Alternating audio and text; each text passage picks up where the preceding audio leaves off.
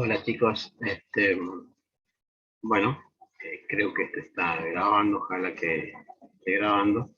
Vamos a empezar hoy con un tema que es poco usual, que es el tema este de aleaciones no ferrosas. Me disculpo porque no tengo el video, o sea, no me puedo ver. Pero bueno, esta es una clase grabada para el día de mañana, jueves, ¿no? Hoy es miércoles. Bueno, habíamos visto nosotros el tema de metales y habíamos hecho una clasificación entre lo que son ferrosas y no ferrosas. Las ferrosas, como tienen un amplio uso, históricamente se ha descubierto el acero hace muchos años, entonces tiene un mayor estudio, una mayor extensión, una mayor aplicación. En cuanto a las aleaciones ferrosas, son de uso un poco más exclusivo para ciertas industrias, pero no dejan de ser importantes. Acá ustedes están observando, bueno, en lo que nos pide el programa, dice aleaciones de aluminio, después tienen aleaciones de cobre, después tienen aleaciones de magnesio, níquel y titanio. Y vamos a empezar un poquito a hablar de esto. Una de las ventajas que tiene el aluminio es, bueno, como también lo ves acá, el peso. Una aleación de aluminio es mucho más liviana que una de acero, mucho más liviana que una de níquel, mucho más liviana que una de cobre. A su vez, el aluminio también tiene esta propiedad, como hemos dicho, de que se cubre una capa de óxido de aluminio, entonces impide que la corrosión avance, o sea, tiene ciertas propiedades contra la corrosión.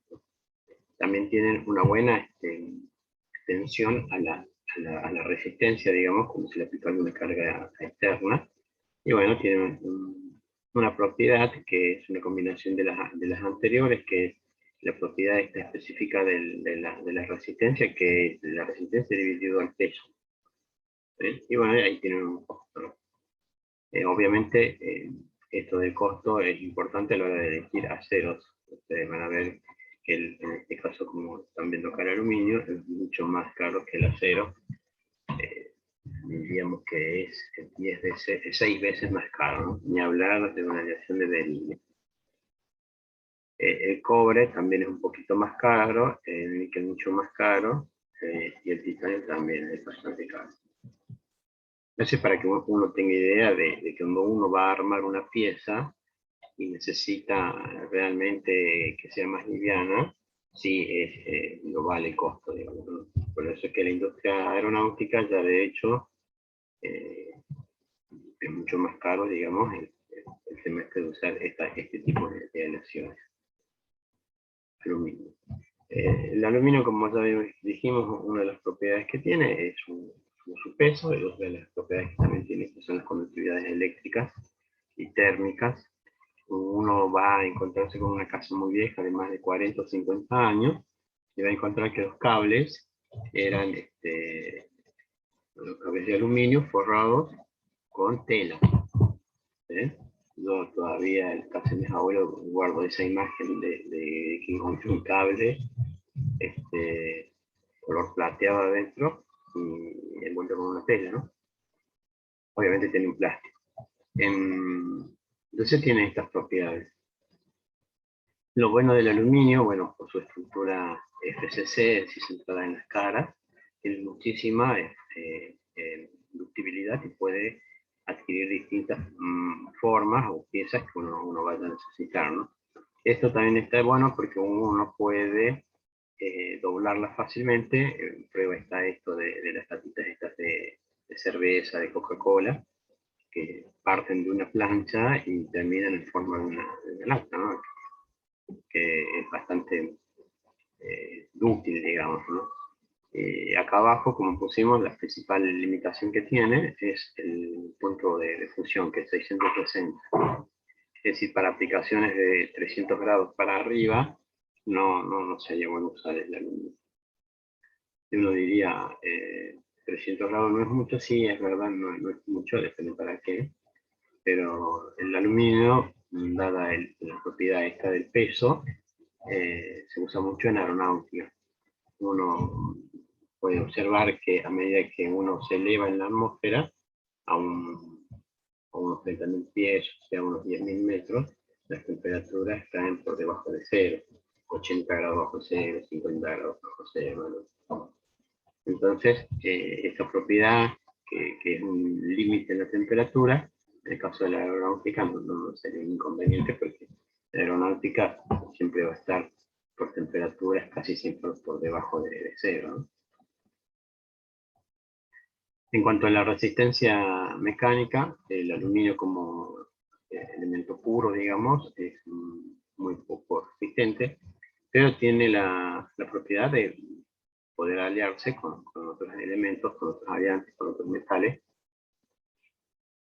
y adquirir distintas propiedades, entre ellas mejorando, digamos, las propiedades mecánicas, es decir, elongación, resistencia y a la tracción y resistencia también, ¿por qué no?, a la flexión, ¿eh?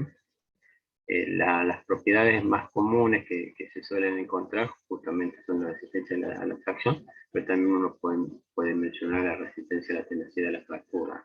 Acá tienen cobre, que básicamente son las acciones de 2000, el magnesio, que son las acciones de 6000, silicio, que así entonces aparece el silicio, pero el silicio tenemos un punto de fusión tan alto y una estructura tan distinta a la de aluminio, casi nunca forman solución sólida, sino forman dos fases.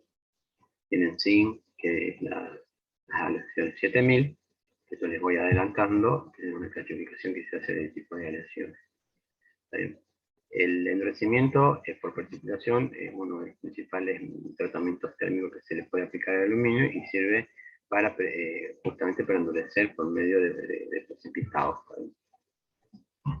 Acá, como ustedes pueden ver, los elementos distintos del aluminio para formar un compuesto intermetálico que habíamos visto en la primera unidad, como el magnesio, ¿no? Magnesio sin 2. Bueno, generalmente las acciones de aluminio se califican como fundidas o forjadas.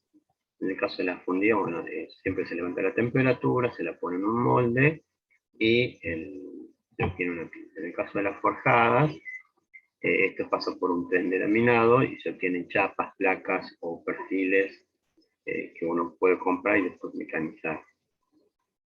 La composición de ambos tipos se designa con un número de 4 dígitos que indica las principales impurezas y en algunos casos el nivel de impurezas. Para las aleaciones fundidas se coloca un punto decimal entre los dos últimos dígitos. Bueno, acá yo de los muchísimos tipos de aleaciones, yo me atreví a sacar solamente las que yo por lo menos he trabajado y conozco, y son estas que ustedes están viendo acá, ¿no?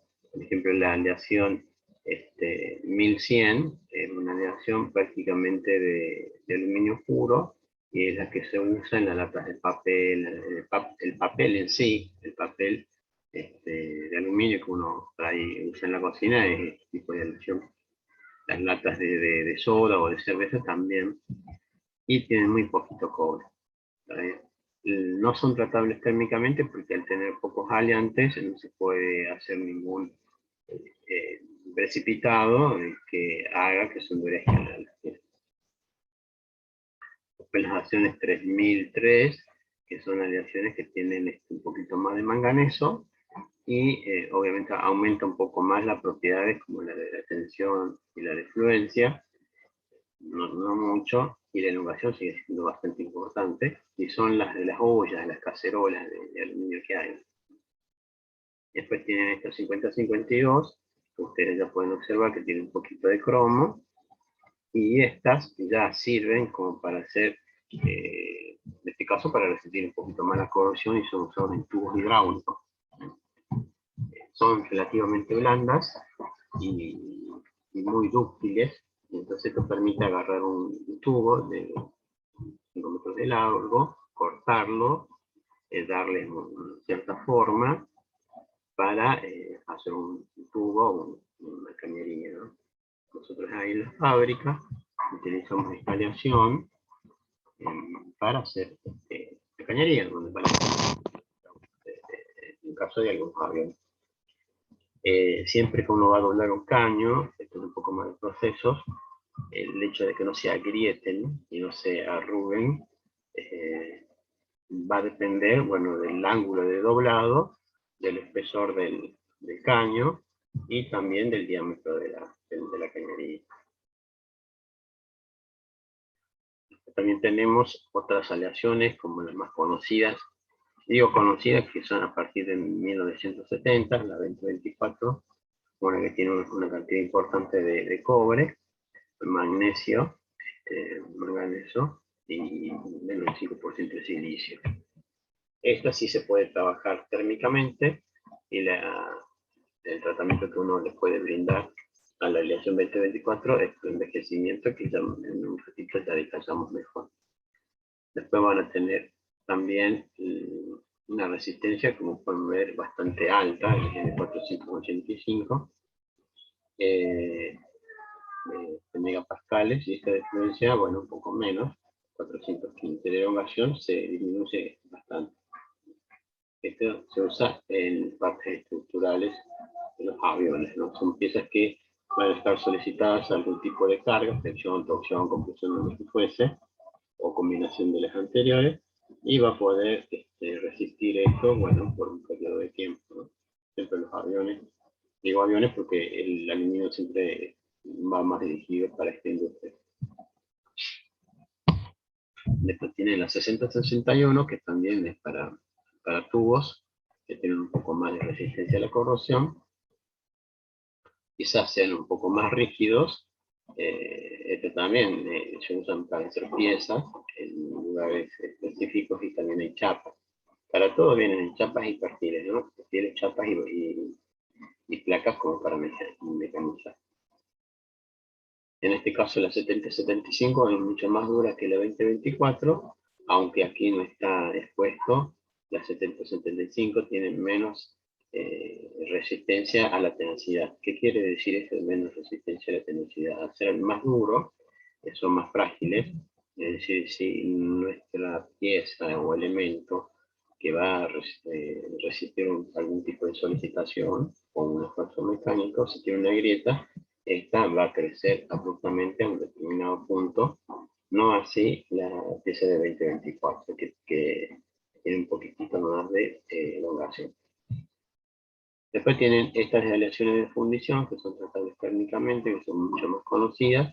Esto, cuando ustedes vean que es de fundición, van a encontrar que tienen mucho más silicio que las anteriores. Vamos a observar ahí que tienen más silicio. El silicio le va a brindar a la fundición, a la parte cuando esté líquido de la aleación de aluminio, a que sea más fluido, digamos, este líquido, pueda meterse en todos los recovecos de nuestro molde, digamos. Obviamente también tiene tratamiento térmico, siempre que ustedes digan que tiene cobre, tiene tratamiento térmico, ¿no?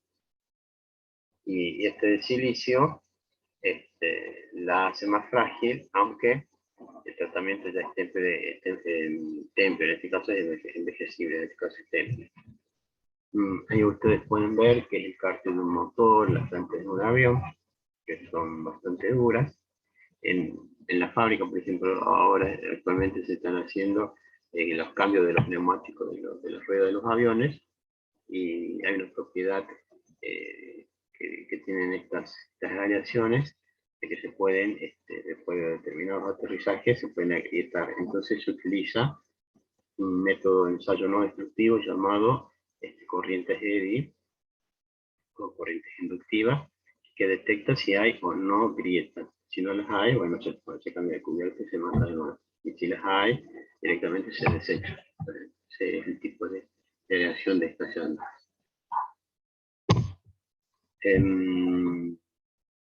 Bloques de, bueno, y este es de bloques de cilindro, esto puede ser para las motos, puede ser para los autos, resisten bastante bien las temperaturas y las explosiones. De acuerdo. Dentro del cilindro ocurre, dentro de un motor ocurre la explosión. Esto hace que se abunden, digamos, los gases. Estos gases empujan un pistón, y este pistón debe soportar toda esa carga, digamos, ¿no? Bueno, ¿para qué más tenemos las aleaciones de aluminio? Yo aquí le marqué, en general, digamos, la cantidad de resistencia que puede tener las aleaciones. Ustedes van a ver que son 83.000 PSI, esto equivale a 83 KCI, y ahora vamos y lo comparamos con el acero. dijimos que tenía 83, bueno, es mucho más duro que una aleación de acero dulce, como se llama. Incluso puede llegar hasta un 1040, ¿no? Casi a la misma resistencia que un acero SAE 1040. Entonces es bastante importante, digamos, la dureza que alcanzan las aleaciones de aluminio, las que son endurecidas por envejecimiento. Me refiero a la 2024, 70-75. La relación de peso es mucho más considerado con esta, digamos, es mucho más resistente a esta aleación, ¿verdad? Estas definiciones que yo las tomé de Laskeland las escribí porque básicamente todas dicen exactamente lo mismo, pero cuando nos preguntan así en frío, uno puede equivocarse. Entonces yo las escribía todas para ahora explicarles que todas están, digamos, ligadas al mismo fenómeno químico. Digo, sí, vendría a ser un fenómeno más que nada físico, ¿no? Que es el de la dispersión. Ahí ustedes van a encontrar que dice endurecimiento por solución sólida, dice aumento de la resistencia de un material por la formación de una solución sólida. Nosotros recordamos que la solución sólida es cuando un metal en su abundancia puede diluir a otro metal en una menor proporción, ¿no? Entonces, por ejemplo, el aluminio puede diluir, si me permiten esta palabra, o solubilizar al cobre o al zinc. ¿Está bien? Ese es endurecimiento por solución sólida. Después van a encontrar endurecimiento por trabajo en frío, que es el tema de las dislocaciones. Después van a encontrar endurecimiento por dispersión, que es cuando el aumento de la resistencia del material al formar más de una fase. Hay fases dispersas dentro de una fase matriz, y al querer deslizarse un plano con respecto a otro, encuentra estas interferencias y se endurece, ¿no? por la presencia de otra fase. Endurecimiento por envejecimiento, dice tratamiento térmico especial, endurecimiento por dispersión, que ya lo vimos hace rato, mediante un tratamiento por solución, un templado y un envejecido, se forma un precipitado coherente que logra un efecto significativo de endurecimiento, también conocido como endurecimiento por precipitación. Y endurecimiento por precipitación se explica acá abajo. Dice el mecanismo de endurecimiento que se basa en una secuencia de transformaciones en fase sólida para generar una dispersión de precipitados ultrafinos de una segunda fase. Y es lo mismo que endurecimiento por envejecimiento, es una forma de endurecimiento por dispersión. O sea, endurecimiento por precipitación, endurecimiento por envejecimiento y endurecimiento por dispersión básicamente son los mismos, es decir, dispersión, envejecimiento y precipitación es básicamente lo mismo, ¿está bien? Y este endurecimiento por solución sólida es mucho más global que estas tres. ¿Qué es lo que yo quiero que rescaten ustedes de estas definiciones tomadas de Laskeland? Lo que quiero que interpreten es que la matriz, en este caso el aluminio, que tiene una estructura FCC, que es muy dúctil, que cuando se le aplica una carga externa, el material responde a esta carga externa cuando sobrepasa su límite de fluencia, deformándose, y esta deformación es a causa de que un plano compacto va a deslizarse sobre otro plano compacto en una determinada dirección, una dirección compacta, y va a, obviamente, deformarse mientras sigue esta carga externa, ¿verdad? Si uno quiere endurecer eso, lo que tiene que hacer es precipitar una segunda fase, tal que esta segunda fase cumpla la función de interferir o obstaculizar el movimiento de estas dislocaciones, y así, de esta manera, se endurece el material y va a poder mantener digamos, su forma hasta que siga aumentando la fuerza y bueno, se deforme el material. Pero siempre ustedes tienen que tener en mente que en el caso del aluminio aluminio, para endurecerlo, para que sea más duro, más resistente, hay que interferir. Y la manera de interferir es colocando una segunda fase dispersa, o que precipite esta segunda fase que esté dispersa, y el proceso se llama envejecimiento. ¿Está bien? Eso es todo. Es como para que no se confundan con las definiciones. Básicamente eso es interferir con las dislocaciones. Bueno, acá tienen dos grandes, digamos, lo que es fundiciones y lo que es forjado. Y van a ver que tienen 1, 2, 3, 4, 5, 6, 8, 9, y acá también está 9. La serie 1000, digamos, es básicamente aluminio puro. La serie 2000, la 2024, por ejemplo, tiene un poco de cobre, o puede tener también algunos precipitados de litio, que el litio también endurece muchísimo. La serie 3000 no es envejecible.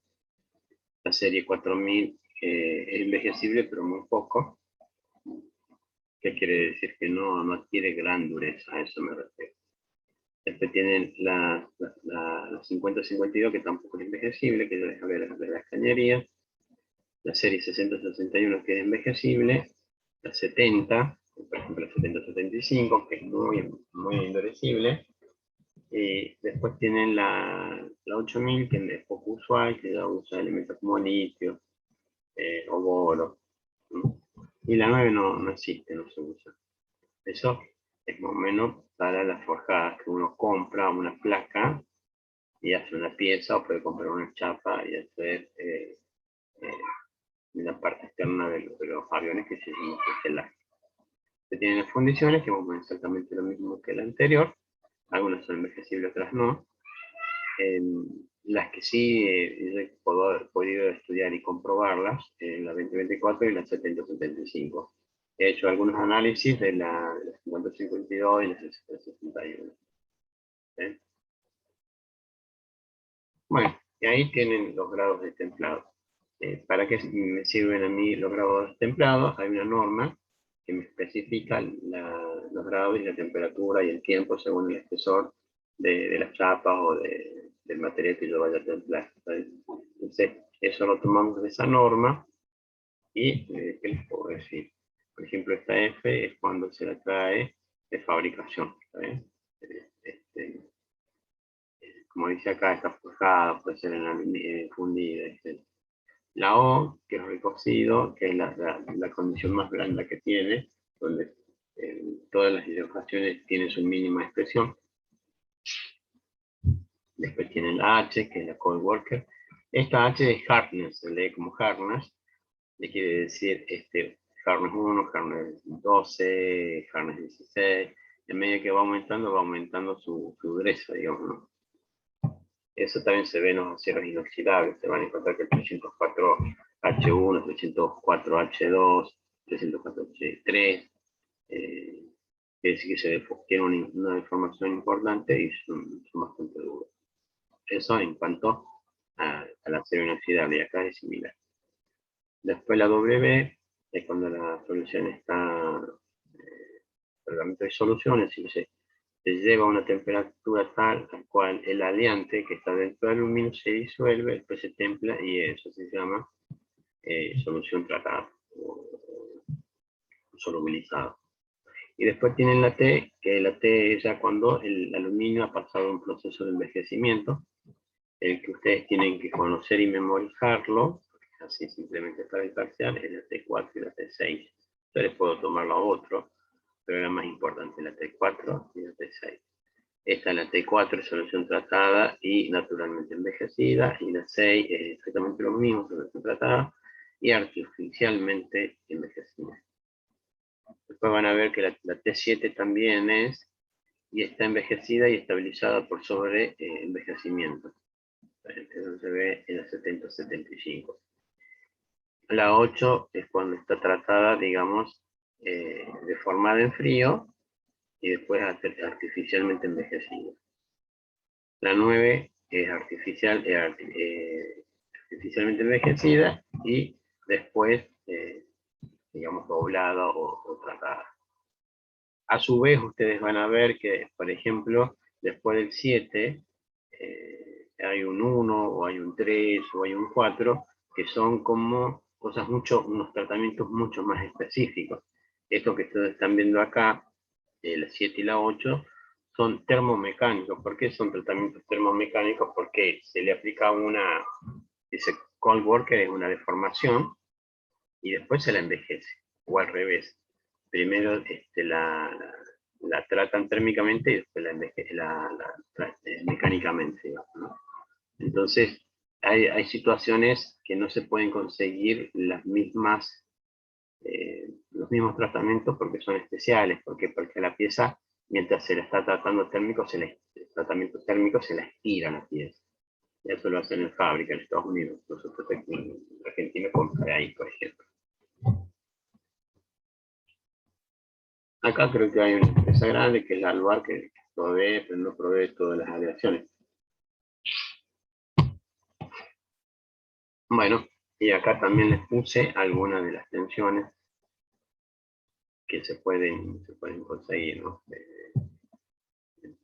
Me tienen el 2024, el 775, esta es las menciones, esta de casting también. Hay una, creo que era la 314, que nosotros habíamos visto que era de la parte automotriz.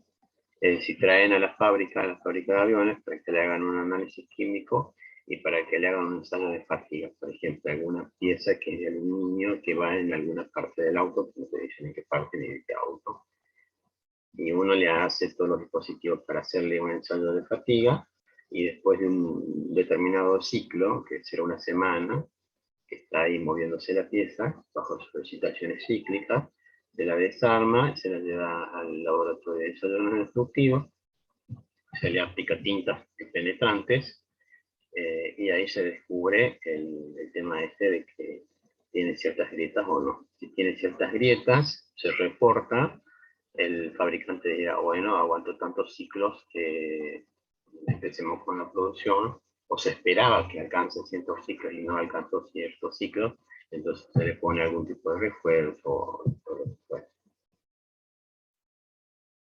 Bueno, es una aleación de aluminio donde se le agrega cobre, ¿no? Esa aleación de aluminio-cobre es un diagrama de fase.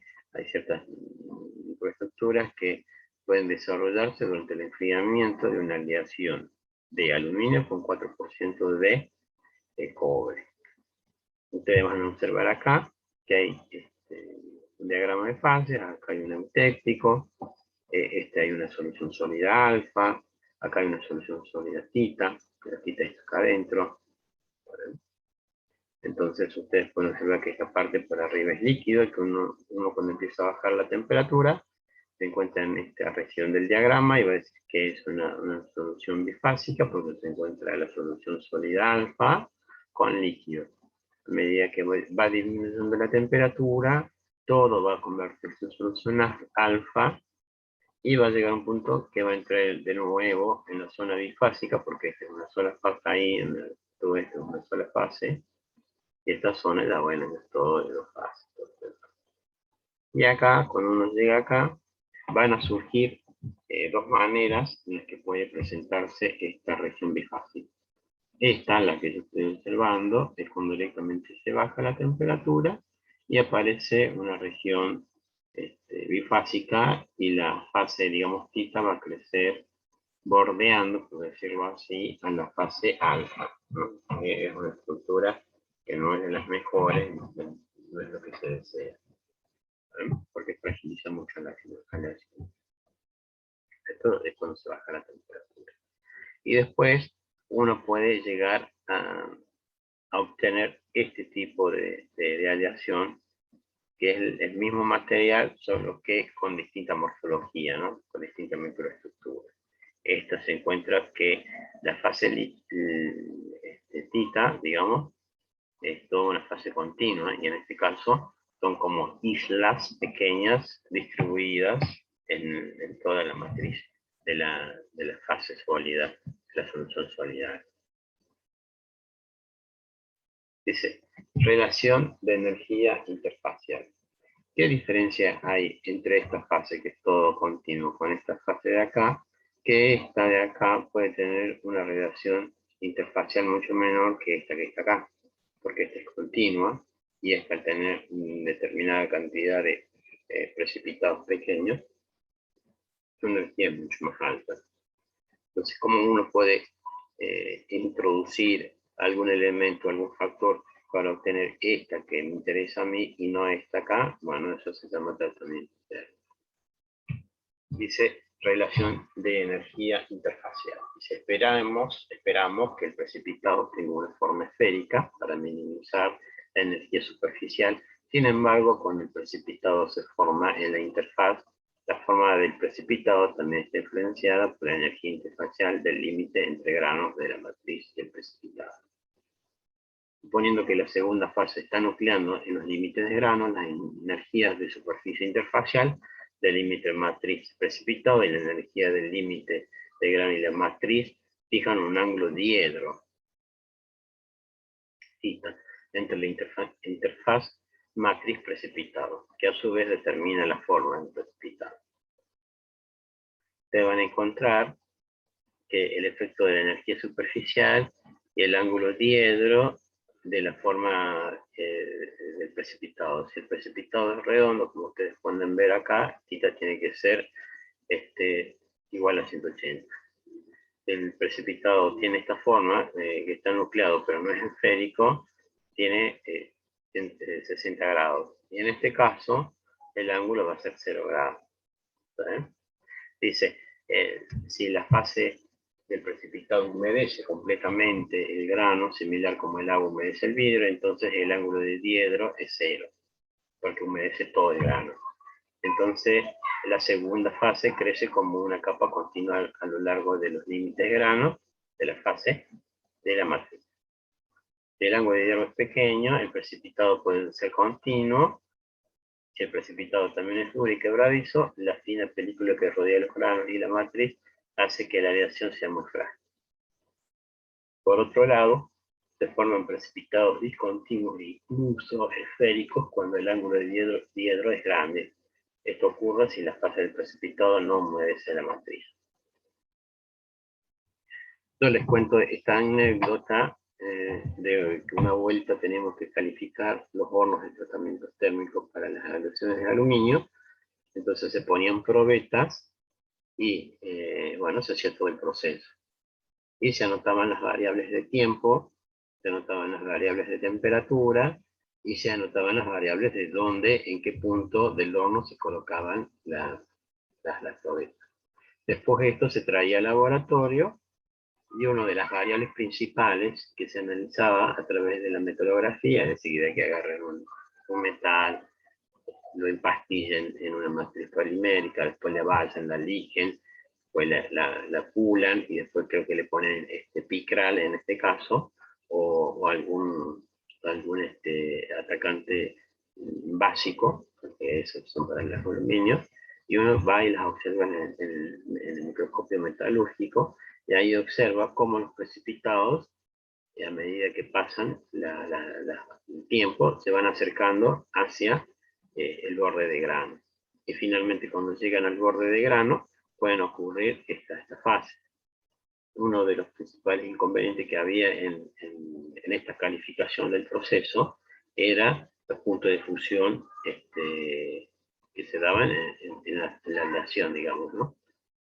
O sea, no hace falta llegar a 660 grados para que se fundan, sino ya había algunos lugares que podían ocurrir justamente estos procesos de licuación de la aleación.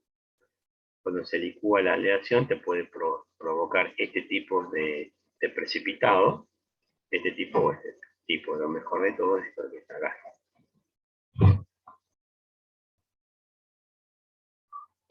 Bueno, les comento que estoy tomando el mate.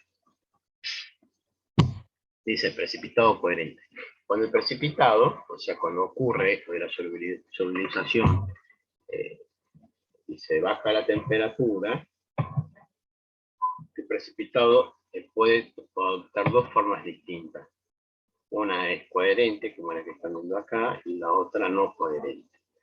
¿Qué importancia tiene que sea coherente? Cuando viene, vamos a decir, la cadena de átomos, y continúa con la misma estructura del precipitado y después se vuelve a unir a la matriz. Digamos que hay una cierta continuidad en los enlaces de la matriz y el precipitado. Esto no ocurre lo mismo con el precipitado no coherente, que viene la cadena de uniones, por decirlo así, y se trunca ahí. Entonces, ¿cuál es el precipitado que nosotros necesitamos que se forme con respecto a la matriz? Es este, el precipitado coherente.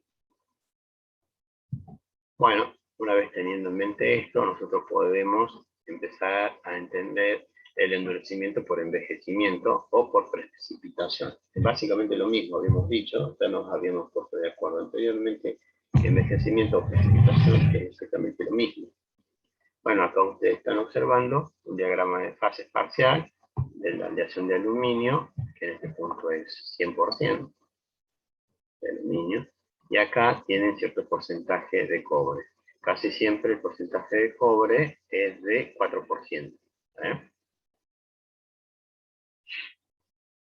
Entonces van a encontrar que hay una etapa, la segunda etapa y la tercera etapa, y acá están sus, digamos, sus microestructuras. Este que es el tratamiento de solución es cuando se eleva esta aleación, en este caso puede ser una 2024, una 2014, una 2017, y esto se eleva la temperatura. Allí ustedes van a encontrar una solución sólida alfa, que es esta que están viendo acá. Esto es a 548 grados. El cobre ha buscado un lugar sustitucional dentro de esta matriz de aluminio, esta matriz alfa, y está el cobre. No se lo ve, pero está. Después finalmente se hace un temple, baja abruptamente la temperatura hasta 25 o 50 grados y obtenemos esta solución. Como el cobre no ha tenido tiempo de difundirse, porque ha sido una reacción bastante brusca, ¿qué es lo que pasa? Se forma la solución saturada, alfa. ¿Qué quiere decir solución saturada alfa? Que es una solución metaestable, en la cual el cobre está dentro de esta matriz, pero no es su estado fundamental de menor energía. Entonces, el segundo paso, que se llama envejecimiento, es decir, vamos a pasar de 2 a 3, esto consiste en levantar la temperatura a 180 grados, por ejemplo, durante un determinado tiempo, que son 20 minutos, media hora. ¿Sí? Entonces uno agarra, después de templada la pieza, la pone en un horno donde está a 180 grados y espera aproximadamente 20 minutos.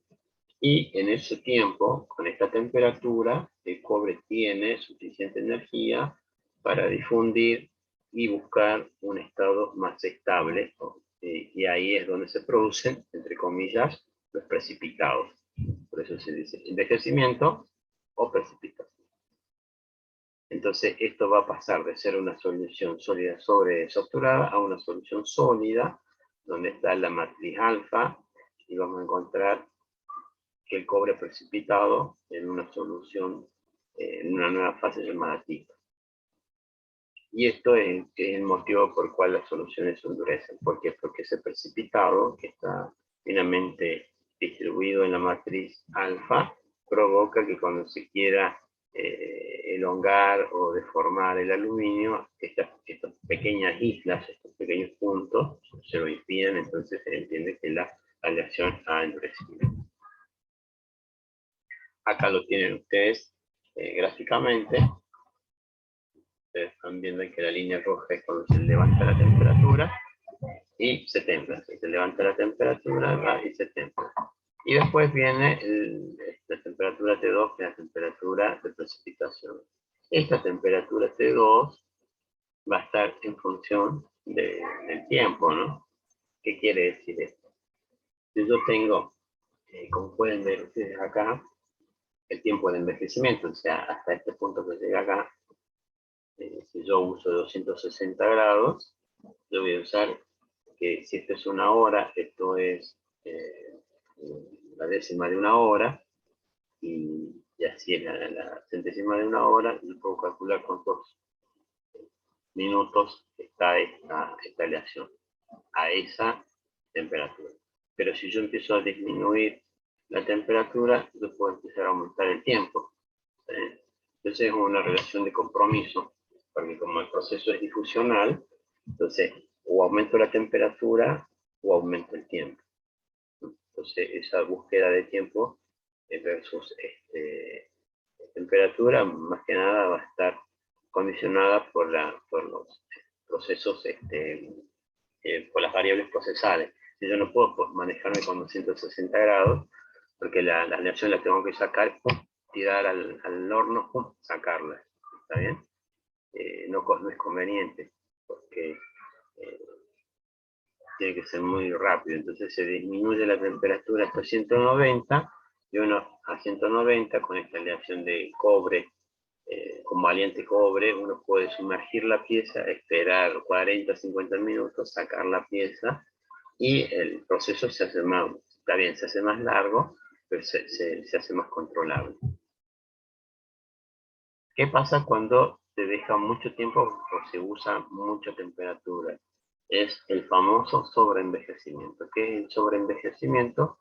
Que la distribución que uno veía acá se toma lo suficiente tiempo, y estas que están finamente divididas se forman cada vez unas precipitaciones grandes que dejan ya de ser coherentes, y la dislocación la rodea y no se produce el fenómeno de endurecimiento. Entonces ustedes, cuando tengan un sobreenvejecimiento, ustedes ven que la dureza va a ir bajando. La dureza o la tracción. Si hay un sobreenvejecido, baja profundamente. Bueno, espero que haya quedado claro esto. Si no, me avisan y los podemos charlar.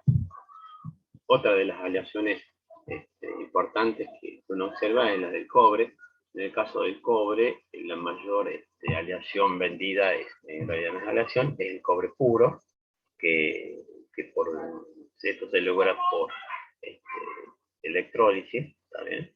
Se pone el cobre impuro en un cátodo, el cobre que va a ser, digamos, el que se va, el cobre impuro estaría en el ánodo, y el cobre que queremos nosotros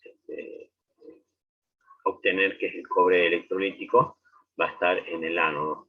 Entonces ya se pasa corriente, y en una solución ácida va a salir el cobre impuro del ánodo, migrando hacia el otro ánodo, y ahí se produce, digamos, el cobre electrolítico, ¿no? El cobre electrolítico es el que más se usa porque se está usando en todo lo que es cable. O sea, nosotros vivimos rodeados de cable de cobre.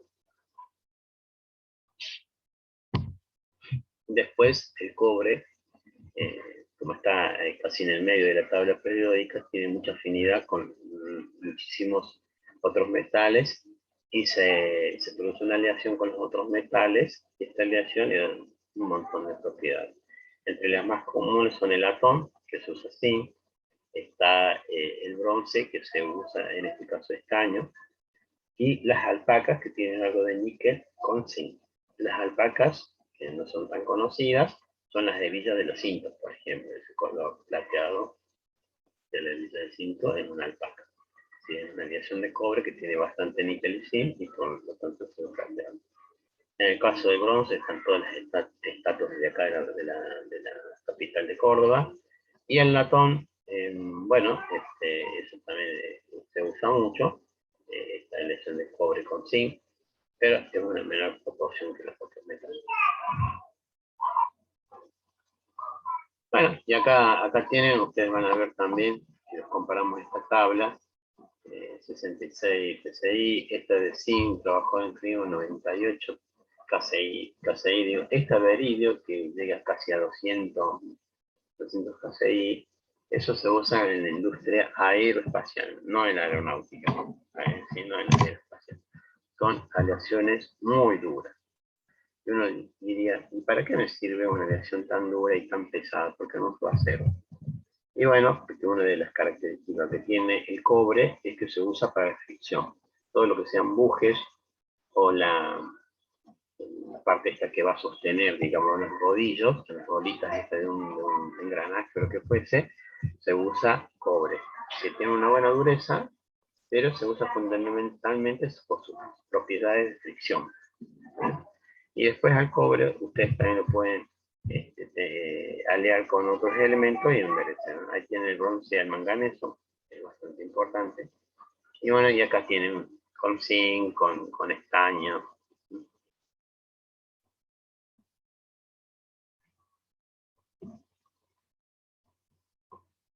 En el caso de la solución sólida, ustedes están observando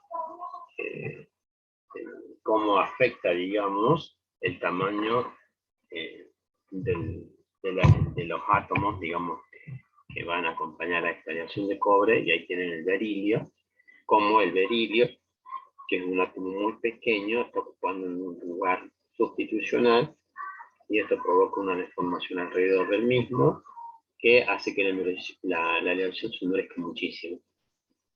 Lo mismo sucede con el níquel, pero el níquel es un átomo más grande, y esto, bueno, ocasiona que alrededor del átomo de níquel se endurezca el material. Después finalmente tienen el zinc, que el cobre y el zinc son muy parecidos, porque creo que está uno al lado del otro, tendré que verificarlo en la tabla, no me acuerdo ahora, pero creo que está uno al lado del otro, y después tienen propiedades similares, y ustedes están, bueno, pueden observar que el átomo de zinc, por su tamaño atómico, no ha distorsionado, digamos, la matriz de cobre, por lo tanto no es tan duro. Esta gráfica a mí me gusta mucho. Y acá ustedes podrán ver, por ejemplo, con el zinc, cómo va bajando o cómo van variando, digamos, las propiedades a medida que aumenta el porcentaje de zinc. Una de las principales propiedades, que es esta de acá, que es la conductividad eléctrica. Habíamos dicho que la condición de cobre puro era la más con propiedad de conducción de la corriente eléctrica, y vemos que a medida que se pone zinc cae abismalmente. Bueno, esa es la conductividad eléctrica. En el caso de la tensión crece un poco más, pero bueno. La conductividad eléctrica en una chapa, al igual que en las chapas de aluminio, se suele medir con un conductivímetro, y también se la suele medir con un ensayo de dureza. Es decir, se hace el ensayo de dureza, tiene tanta dureza, tiene tanta conductividad. Entonces, si ustedes tienen un durómetro, lo hacen con durómetro, y si tienen un conductivímetro, lo hacen con conductivímetro. ¿Cuál es más fácil? El de dureza. ¿No? Hay esa relación, digamos, entre dureza y conductividad eléctrica. Después de un tratamiento térmico, se suele medir, digamos, la conductividad eléctrica, y bueno, eso es lo que se pide, digamos. Otras aleaciones del cobre, bueno, tienen cobre-aluminio, que son aleaciones duras, que son los famosos bronces al aluminio. Este cobre-berilio, que ya dijimos que era más espacial, y de cobre-plata, que esto está bueno, porque le da al cobre cierta resistencia, la plata al cobre le da cierta resistencia mecánica, aún manteniendo sus propiedades eléctricas, ¿no? Por ejemplo, las mordazas de una máquina de soldar, es decir, uno va a sostener para que pase la corriente eléctrica, esas mordazas suelen ser relaciones de cobre-plata. ¿Por qué? Porque conservan enormemente su propiedad eléctrica, pero también crecen abruptamente su propiedad mecánica. Esas son duras, digamos. Entonces, yo voy con esas dos mordazas, agarro una parte del metal, agarro otra parte del metal, donde va a pasar la corriente eléctrica, y bueno, y ahí empiezo a soldar. Acá les muestro los diagramas de fases.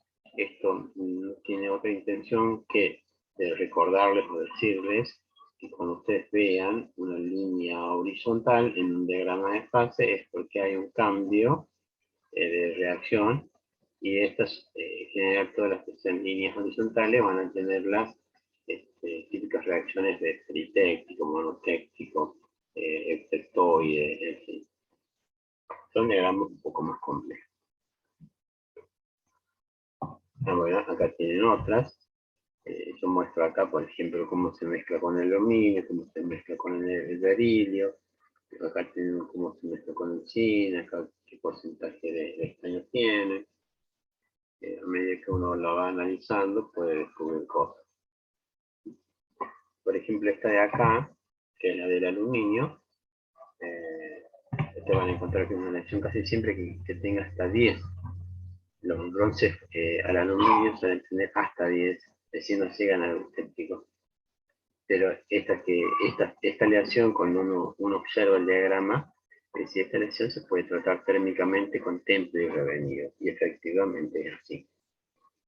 Esta aleación que tiene berilio, por la conformación de su diagrama de fases, uno puede decir que esta aleación se trata con envejecimiento. Ustedes fíjense en esta partecita, y uno va a ver qué página era. Así que uno vuelvo, esta es la página 28. Esta, si ustedes se fijan aquí, fíjense esta forma, como es esta forma. Entonces ustedes cuando se van al cobre con berilio, pueden decir, sí, se puede hacer por envejecimiento. Las temperaturas se las pueden estar viendo, que son 800, pueden bajar hasta 200, 100 grados. Después pueden subir un poco y observar la dureza que ha aumentado, digamos. Bueno, vamos a pasar a las aleaciones de níquel. Las aleaciones de níquel y de cobalto, si ustedes se fijan, está el hierro, níquel y cobalto en la misma columna, en la misma fila, digamos, en la tabla periódica. La única diferencia entre ellos, o las similitudes, la diferencia es que tienen un número atómico distinto, que tienen una estructura de electrones externa distinta, pero que tienen algo que es común entre ellos tres, que es el magnetismo que tienen. ¿sí?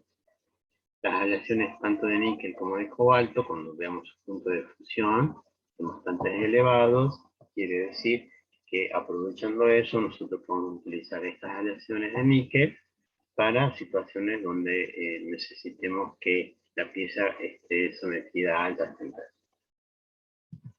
donde no alcanza ni el acero, ni alcanza mucho menos el aluminio. El níquel puede, hablando más y pronto, salvar la etapa. Otra propiedad que tiene el níquel es de contra la corrosión. Se van a ver que el níquel también tiene FCC, y fácilmente están resistiendo la temperatura. Ahí tienen níquel y monel, tienen buena resistencia a la corrosión y buen conformado. Como una estructura FCC, tiene buen conformado. Y el níquel en sí tiene un punto de ebullición bastante alto y puede resistir altas temperaturas. Generalmente se conocen como superaleaciones, tienen mucho níquel y resisten, digamos, mecánicamente, son como el hierro, pero incluso a altas temperaturas. También acá dice, por ejemplo, álabes de un motor, se refiere a álabes, justamente un motor de avión, intercambiadores de calor, reactores químicos. En el caso de los reactores químicos, se prefiere el níquel porque no tiene mucha reactividad con los ácidos, con los alimentos. ¿sabes? Entonces, es una aleación bastante buena, obviamente más cara. Yo ahora me voy a fijar en las 30. ¿Cuánto salía el níquel? Creo que era mucho más caro que el acero. Níquel. Comparado con acero, es 4.10. 4.10. Mucho más caro. Bueno, y acá tienen algunas composiciones. Si las comparamos con el acero. Por ejemplo, la 1040 era 90, en el caso de los aceros, el acero es 90. Y ahora vemos la de la aleación de níquel. Bueno, Por ejemplo, esta de acá es de cobalto, llega hasta 103. Ustedes recuerdan que una de las principales propiedades era su resistencia a la temperatura, entonces casi siempre se usan para temperaturas elevadas, ¿no? Acá, por ejemplo, el níquel puro, dice, para resistencia a la corrosión. Resiste mucho. El único tratamiento que podemos hacerle es por deformado.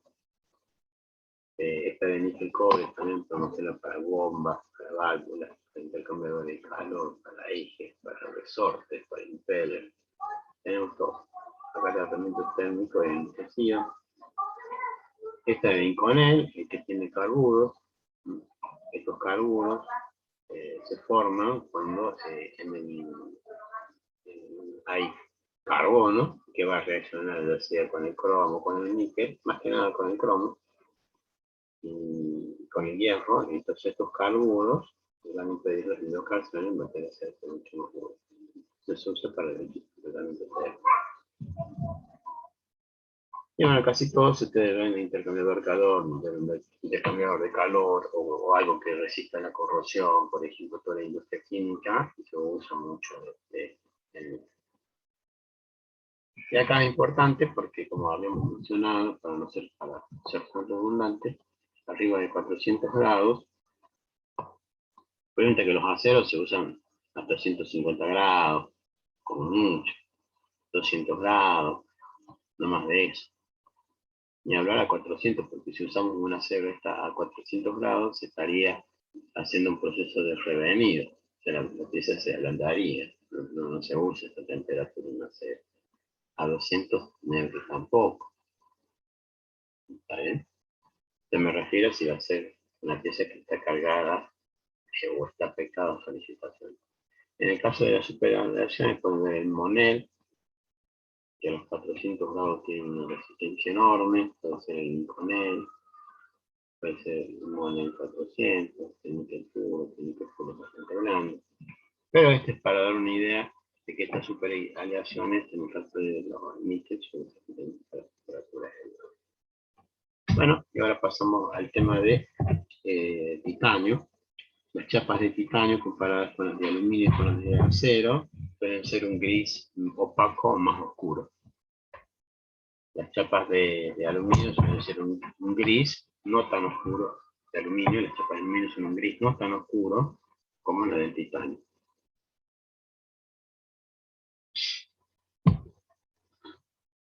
Y chapas de acero, bueno, son un color parduzco porque están oxidadas.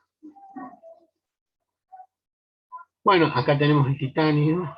Una de las propiedades del titanio también es caro. Es su resistencia a altas temperaturas y también su poder de no corroerse, y otra importante que es la de ser un material relativamente liviano.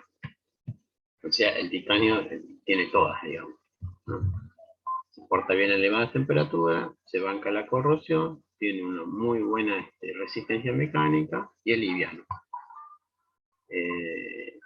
Así que es una aleación que se usa poco, y aunque ustedes no lo crean, este tipo de aleaciones se compran fuera del país, y al importar este tipo de aleaciones, siempre por estos convenios de tratados de paz y todas esas cosas, hay que decir para qué se usa. Lo usamos para alimentos, no hay problema. Lo usamos para fabricar un avión, y uno tiene que hacer todo un tratamiento de especificar dónde va, qué parte va, para qué se usa. Entra Cancillería, habla con la otra Cancillería, es todo un lío. Porque no son materiales, digamos, que uno compra libremente. En estado puro ese tiene una elevada resistencia a la corrosión y la mayor proporción de dureza y densidad de todos los elementos metálicos. O sea, es muy blando. Muy liviano, con una prestación de dureza bastante grande. El titanio es tan fuerte como algunos aceros, pero su densidad es mucho menos. El titanio es alotrópico, quiere decir que tenía dos tipos de estructura, la alfa y la beta. La HCP, que era hexagonal compacta, y la BCC, que era centrada en el cuerpo. Ahí tienen el titanio que se usa sin alear debido a su elevada resistencia a la corrosión. Eso es bueno, no se corrode. Después tienen, ojo, hay que hacer una aclaración entre el titanio y el níquel, que en la industria para alimentos, lo que más se usa es níquel. Se usa más níquel que el titanio. Hay que ver también que el titanio a veces tiene esta característica de que hace fermentar más rápido todo lo que es alimentos, ¿verdad? Entonces, eso no lo tiene el níquel, por ejemplo, ni mucho menos el cromo. Después tienen aleaciones de titanio alfa, que ya tienen un poco de aluminio y un poco de estaño, y provoca el endurecimiento por solución sólida. Las aleaciones de titanio beta, que en realidad son aleaciones beta estables de beta, el endurecimiento es por solución sólida y por envejecimiento. Las aleaciones alfa y beta, con un adecuado balanceo de estabilizadores alfa y beta, se produce una mezcla de fases a temperatura ambiente. La combinación titanio 6 de aluminio y 4 de vanadium es la más conocida y la que más se usa, por lo menos en la aeronáutica. Hay un avión muy importante, que no vamos a decir para no entrar en conflicto, que usa este tipo de aleaciones y es importante que soporta muchísima carga. ¿Está bien? Pero no les voy a decir que pero se usa esta aleación. Cuando hablemos de aluminio, creo que es la aleación más conocida, de titanio es la aleación más conocida. 6 de aluminio y 4 de vanadium. Su metalografía, o sea, la probeta es muy fácil de identificar. Bueno, acá tienen las aleaciones de titanio. Esta es la favorita, tiene bastante resistencia, tiene 150 KCI. Si uno compara con las de acero, no todas llegan a 150, estaríamos comprobando con una 1080, por ejemplo. Una 1090, que son bastante duras, digamos. Esta 1060 la sobrepasa. Bueno, esto es de acero, recuerden, esto es de acero. Así que ustedes como pueden ver, que este llega a 150, es bastante dura. Encima bastante lineal.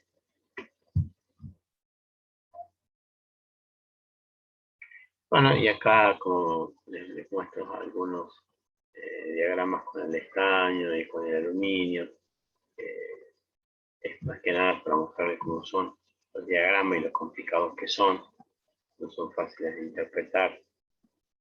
Cuando uno va a hacer un proceso de envejecido, como vimos, primero tiene que ver el diagrama de fases e interpretar el diagrama de fases. Ver cuáles son las condiciones de que pueden ser envejecibles o no. Y de acuerdo a eso, bueno, se analiza algún tratamiento. ¿Qué más tiene acá?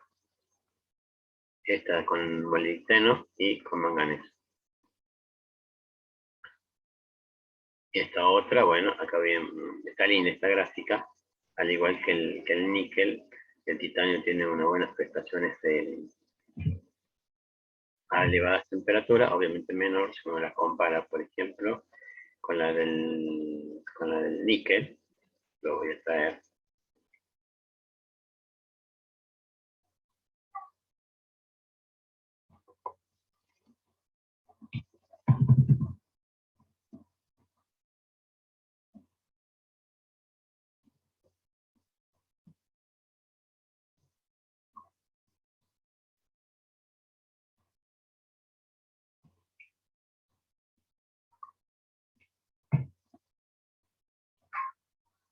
Ustedes pueden ver, por ejemplo, que a 50.000 hay aleaciones, por ejemplo, esta que la sobrepasan fácilmente. Esta aleación, que es la que yo les quiero mostrar, es que estoy haciendo 6 de aluminio 4 de vanadio, puede trabajar fácilmente con 200 grados. A 200 grados puede trabajar. Esta a 200 grados Y son muy poquitas, no hay. La única que me queda es esta de acá, la de Monet. Entonces ustedes observan ahí que el aluminio, el titanio, que es esta aleación la más conocida, de acá, que es súper conocida, se puede trabajar a 200 grados, superando, digamos, las aleaciones de níquel. Si uno quiere traer, digamos, esta aleación beta, obviamente que a temperatura mayor tiene mayor prestación. Entonces yo por eso en un momento le dije que es muy bueno con la corrosión, o sea, se banca la corrosión.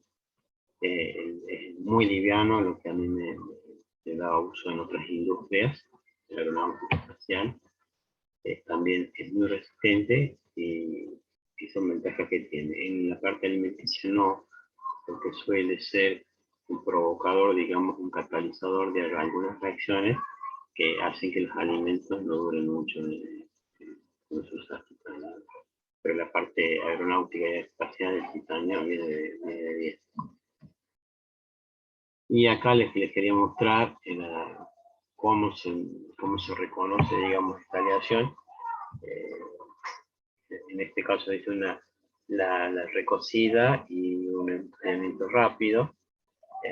Cómo se forman estas estructuras de espina que son de Wittgenstein, que son placas, y fácilmente reconocible, digamos. Y acá tienen, esta gráfica está linda porque a mí me permite mostrar que el titanio en sus variaciones puede tener un tratamiento envejecido o de temple y revenido. Acá arriba dice envejecido y acá abajo dice revenido. Este es por un proceso de envejecimiento, es por el temple de temple y revenido. ¿Sí?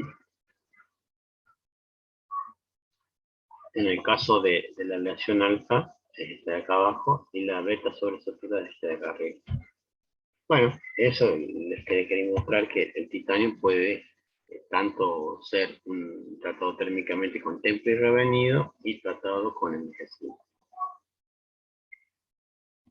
Cuando nosotros hablamos de envejecido, nosotros sabemos que es una solución sobresaturada, solution sobresaturada, no sé cómo se dice en inglés, y cuando uno le aplica cierta cantidad de calor, se produce, digamos, la desaturación, provocando la aleación estable que indica de la beta, y provoca puntitos dispersos en todos lados de solución alfa. Entonces que se endurezca. Creo que esta es ya la última página y terminamos la clase del día 30 de septiembre. Bueno chicos, cualquier duda que ustedes ya tengan, me avisan y lo discutimos. Yo por ahí tengo ejemplos ahí de mi vida profesional, digamos, no son los mejores, pero por lo menos he trabajado con eso, así que se los puedo compartir. Así que muchas gracias por la paciencia, estudien que ya se acerca fin de año y ya, como todas las cosas, si quieren repetir la materia la ven, si no después la prueben y no la ven nunca más. Bueno chicos, gracias.